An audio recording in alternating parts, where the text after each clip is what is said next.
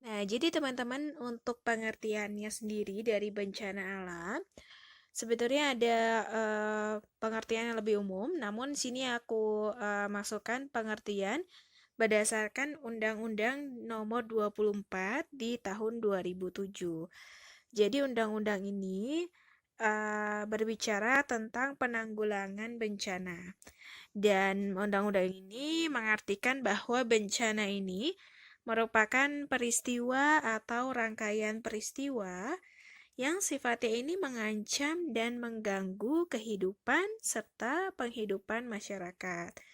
Nah, jadi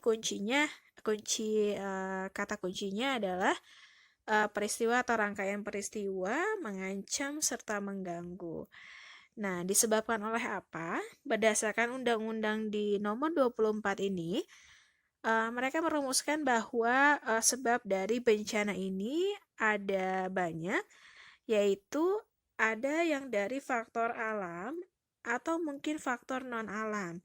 Faktor non-alam ini seperti apa? Contohnya seperti manusia yang mengakibatkan timbulnya korban jiwa dan kerusakan lingkungan, atau mungkin kerugian harta benda dan dampak psikologis.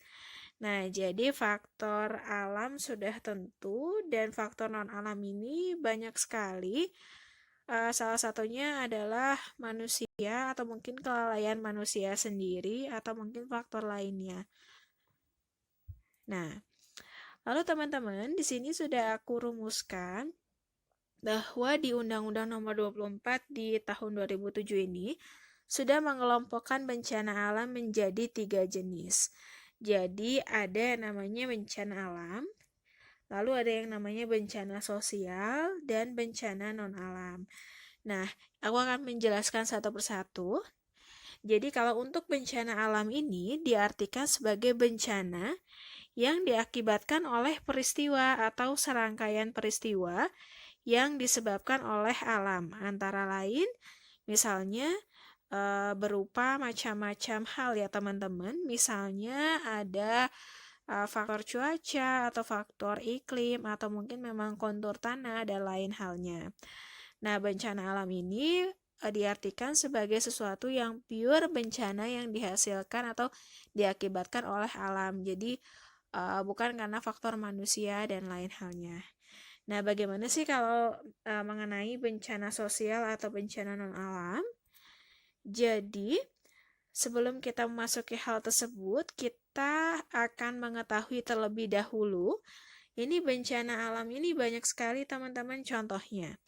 Contohnya misalnya seperti gempa bumi, lalu tsunami, ada juga gunung meletus, banjir, kekeringan, angin topan, dan tanah longsor.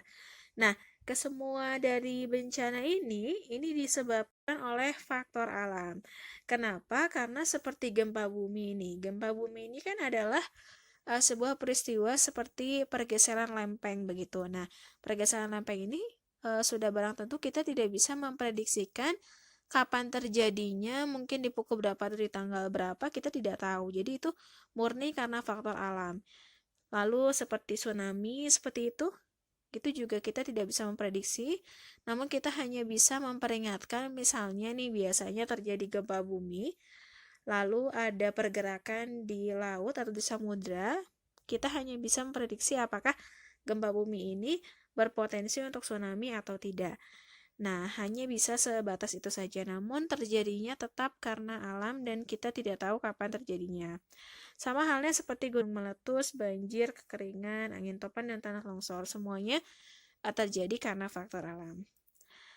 Nah, tadi aku sudah menjelaskan tentang bencana alam. Bagaimana sih tentang bencana sosial dan bencana non-alam? Kalau bencana sosial, ini adalah bencana yang diakibatkan oleh interaksi antar manusia. Misalnya nih contohnya seperti konflik sosial antar kelompok, komunitas masyarakat, dan terorisme. Nah, jadi kalau bencana sosial ini lebih seperti bencana atau konflik-konflik yang terjadi antara kehidupan sosial kita sebagai manusia. Itulah yang namanya bencana sosial. Nah, bencana sosial ini biasanya merugikan atau bisa merusak yang namanya tatanan kehidupan di masyarakat. Nah, misalnya nih ada konflik sosial antar kelompok, bisa juga komunitas atau sebuah lembaga ataupun masyarakat, dan juga bisa berupa terorisme. Nah, terorisme ini termasuk dalam bencana sosial karena apa?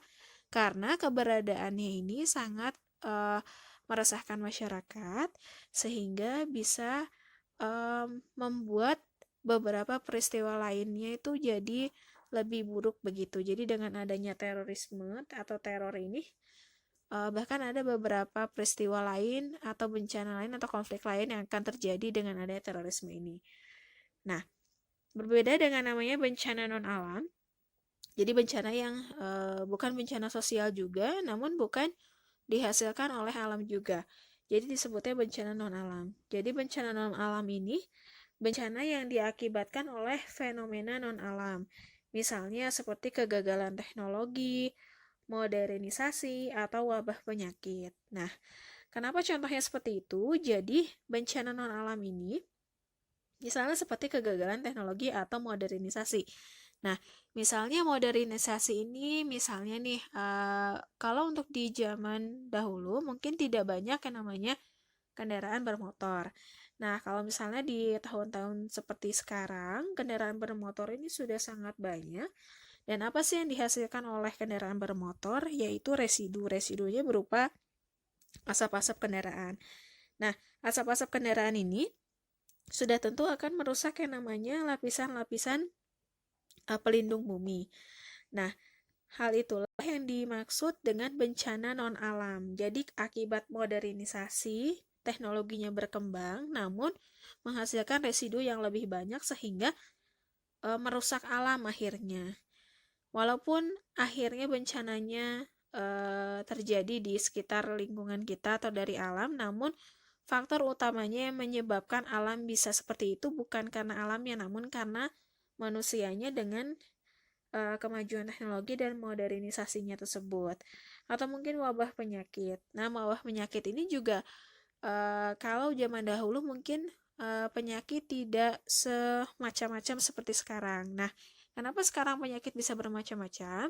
Karena yang namanya kehidupan juga semakin modern, jadi kuman-kuman dan virus-virus juga semakin berevolusi dan banyak jenisnya. Nah, itulah namanya bencana-bencana yang dinamakan bencana non-alam. Nah, itu aja teman-teman untuk lesson aku kali ini. Di lesson selanjutnya aku akan menjelaskan tentang jenis-jenis bencana alam yang sudah